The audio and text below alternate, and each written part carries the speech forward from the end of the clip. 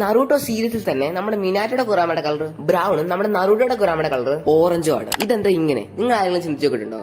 അറിയില്ലെങ്കിൽ ഞാൻ തന്നെ പറഞ്ഞു. ശരിക്കും പറഞ്ഞ നമ്മുടെ കുറാമെ ഫുൾ ആയിട്ട് സീൽ ചെയ്യാൻ പറ്റത്തില്ല. എടുത്തു പറയുകയാണെങ്കിൽ എല്ലാ ടെയിൽ ബേസിനേക്കാളും ഏറ്റവും കൂടുതൽ ചക്ര ഉള്ളത് കുറാമയ്ക്കാണ്. അതുപോലെ തന്നെ നറൂട്ടോ ഉസ്മാക്കും കൂടാണ്. നറൂട്ടോ കുട്ടിയായ സമയത്താണ് മിനാറ്റോ കുറാമയുടെ ഒരു ഹാഫ് ചക്ര നറൂട്ടോയുടെ ബോഡിയിൽ സീൽ ചെയ്ത് വെക്കുന്നത്. ശരിക്കും പറഞ്ഞാൽ മിനാറ്റോ 2 പാർട്ടാക്കിയാണ് കുറാമെ സീൽ ചെയ്ത് വെച്ചത്. അതുപോലെ തന്നെ ഫോർത്ത് ഹോക്കാകെ മറ്റുള്ള ഹോക്കാകളിൽ നിന്ന് വ്യത്യസ്തമാണ്. എടുത്തു പറയുകയാണെങ്കിൽ നല്ല രീതിക്ക് പവറും നല്ലൊരു ഐക്യവും ഉള്ള ഒരു ഷിനോബി ആയിരുന്നു. ഗസ് പിന്നെ ഈ വീഡിയോ ആണ് നിങ്ങൾ ഒരു ആനിമൽ ലവർ ആണ് എങ്കിൽ ഈ വീഡിയോ ലൈക്ക് ചെയ്തിട്ട് പ്ലീസ് സബ്സ്ക്രൈബ്. പിന്നെ നിങ്ങൾക്ക് ഏതെങ്കിലും ഒരു ആനിമൽ ലവർ കൂട്ടുകാരുണ്ടെങ്കിൽ പ്ലീസ് ഷെയർ. പിന്നെ വെറുതെ കുറാമെ 2 പാർട്ടാക്കി സീൽ ചെയ്ത് വെച്ചതല്ല. കുറാമയുടെ ഇൻ പാർട്ടും അതുപോലെ തന്നെ യങ് പാർട്ടും ഡിവൈഡ് ചെയ്തതാണ്. എൻ പാർട്ട് ശരിക്കും പറഞ്ഞാൽ ഡാർക്ക്നെസ്സിനെ റെപ്രസെന്റ് ചെയ്യുന്നു. ആ ഒരു കുറാമ ഹ്യൂമൻസിനെ ഹേറ്റ് ചെയ്യുന്നു.